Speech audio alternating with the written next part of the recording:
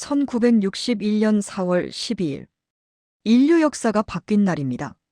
소련의 보스토크 1호가 발사됐고 유리 가가린이라는 청년은 인류 최초로 우주 비행에 성공하며 전 세계적인 영웅이 되었죠. 교과서에도 백과사전에도 인터넷 검색 결과에도 인류 최초의 우주인은 유리 가가린이라고 적혀 있습니다. 그가 지구로 귀환하며 남긴 지구는 푸르다라는 말은 낭만적인 명언으로 남아있고요. 그런데 말입니다. 만약 가가린이 우주로 나간 첫 번째 사람이 아니었다면 어떨까요? 그가 단지 살아서 돌아온 첫 번째 생존자일 뿐이고 그 이전에 우주로 쏘아 올려졌지만 다시는 돌아오지 못한 이름 모를 우주인들이 있었다면요.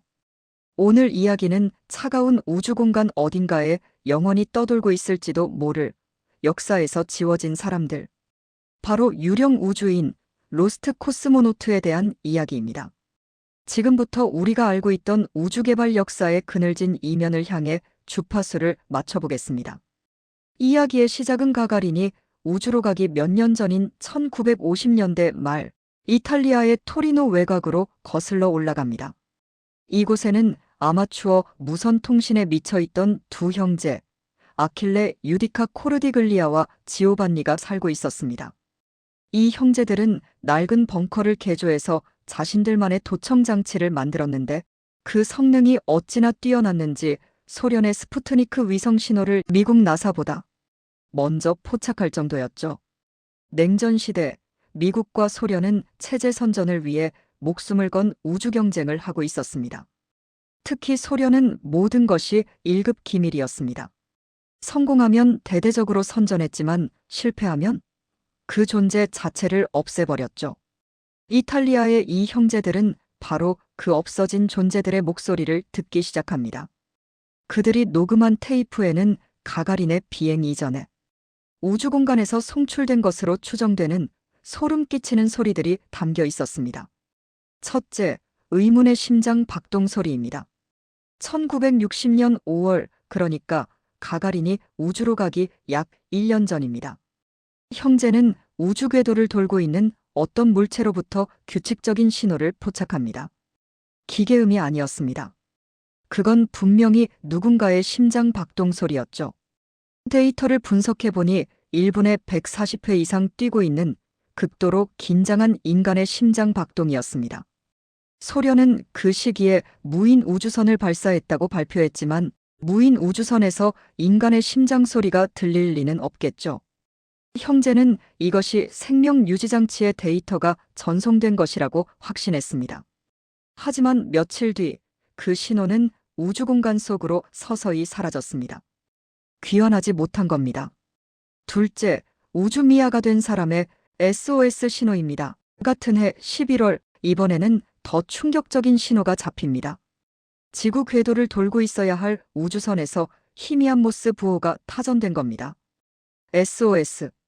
전 세계에 알린다. 우리는 표류하고 있다. 놀랍게도 이 신호는 지구 주위를 도는 게 아니라 지구에서 점점 멀어지고 있었습니다. 추진장치 고장으로 궤도를 이탈해 끝을 알 수 없는 심우주로 날아가 버린 것으로 추정됐죠. 그 우주선에 타고 있던 사람은 지금쯤 태양계 어딘가를 떠돌고 있을지도 모릅니다. 차가운 금속관에 갇힌 채 말이죠. 셋째, 가장 논란이 되고 있는 여성 우주인의 비명입니다. 이 녹음은 가가린의 비행 직후인 1961년 5월에 포착되었다고 알려져 있습니다. 들어보시면 등골이 서늘해집니다. 러시아어를 하는 여성의 목소리인데 다급하게 관제소와 교신을 시도합니다. 더워. 너무 더워. 불길이 보인다. 32, 41. 추락한다. 뜨거워. 라고 절규하죠. 대기권 재진입 과정에서 방열판이 파손되어 우주선이 불타오를 때의 상황과 너무나 흡사합니다. 공식적으로 소련의 첫 여성 우주인은 1963년의 발렌티나 테레시코바입니다. 그렇다면 1961년에 불타오르며 비명을 지른 이 여성은 도대체 누구였을까요? 물론 회의적인 시각도 존재합니다. 소련이 붕괴된 후 공개된 기밀 문서들에서 이 유령 우주인들의 명확한 신원이 확인되지 않았기 때문이죠. 어떤 사람들은 이탈리아 형제가 관심을 끌기 위해 조작한 것이라고 주장하기도 합니다. 하지만 우리가 간과해서는 안 될 중요한 사실이 하나 있습니다. 바로 소련의 기록 말살형입니다. 여러분은 그리고리 넬류보프라는 이름을 들어보셨나요? 아마 처음 듣는 분들이 많을 겁니다. 그는 가가린과 함께 훈련받았던 최정예 우주인 중 한 명이었습니다. 하지만 술에 취해 난동을 부렸다는 이유로 우주인 자격을 박탈당했죠. 무서운 건 그 이후입니다. 소련 당국은 그가 찍힌 모든 단체 사진에서 그의 모습을 감쪽같이 지워버렸습니다. 원래 사람이 서 있던 자리에 계단 난간을 그려넣거나 다른 사람의 몸을 덧붙이는 방식으로 말이죠. 마치 그가 처음부터 존재하지 않았던 사람인 것처럼 만들었습니다. 실존했던 우주인도 마음에 들지 않으면 포토샵도 없던 시절의 붓과 펜으로 지워버렸던 게 당시의 소련입니다. 하물며 국가의 위신을 걸고 쏘아 올린 우주선이 실패해서 사람이 죽거나 우주미아가 되었다면 과연 소련이 우리 실패했습니다라고 솔직하게 발표했을까요? 아니면 성공할 때까지 그 실패한 발사들을 없었던 일로 덮어버렸을까요? 가가린의 성공 이전에 수차례의 비공개 발사가 있었다는 정황들은 지금도 계속해서 제기되고 있습니다. 이 미스터리를 더욱 증폭시키는 건 블라디미르 일류신이라는 인물에 대한 음모론입니다.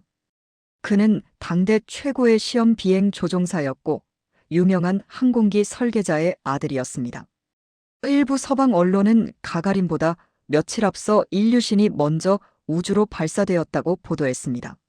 하지만 그가 궤도를 돌다가 기기결함으로 중국 영토에 불시착했고 중상을 입은 채 중국에 억류되었다는 겁니다. 당시 중소관계가 최악이었던 소련 입장에서는 영웅이 적국의 포로로 잡힌 꼴이 되니 이를 숨기기 위해 급하게 대타로 내세운 인물이 바로 유리 가가린이라는 주장입니다. 물론 공식적으로 일류신은 교통사고를 당해 치료 중이었다고 발표됐지만 그 타이밍이 너무나 절묘했죠.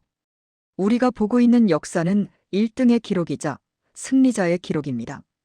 냉전이라는 거대한 체제 경쟁 속에서 인간의 목숨은 생각보다 가벼운 부속품 취급을 받았습니다.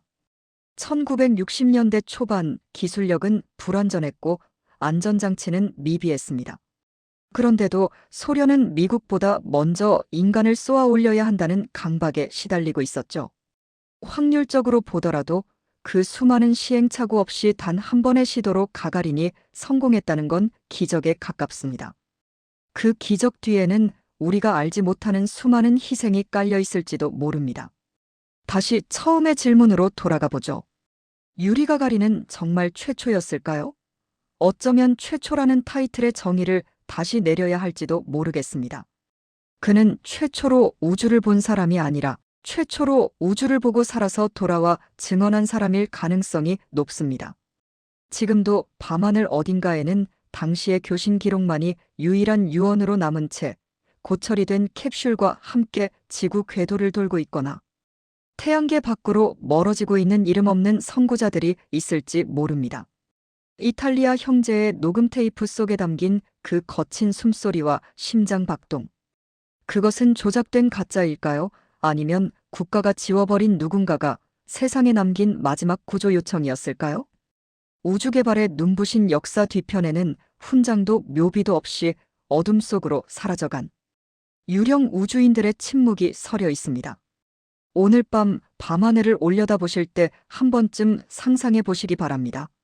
저 까만 어둠 속에 우리가 모르는 누군가가 여전히 잠들지 못하고 떠돌고 있을지도 모른다는 사실을요. 보이는 것이 전부는 아닙니다. 역사는 지워진 자들의 빈칸 위에서 쓰였으니까요.